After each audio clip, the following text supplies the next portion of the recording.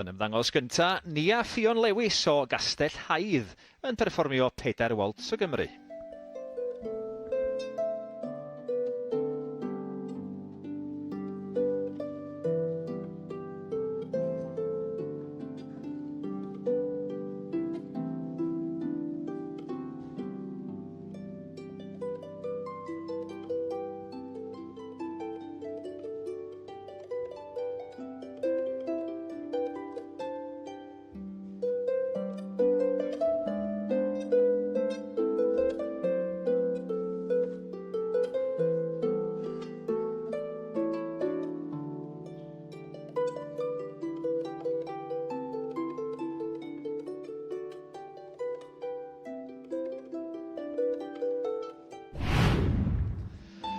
Yr ail ddwy ydy Ceisiaris o Abertawe yn chwarae Erddigan a Beige Nocturne.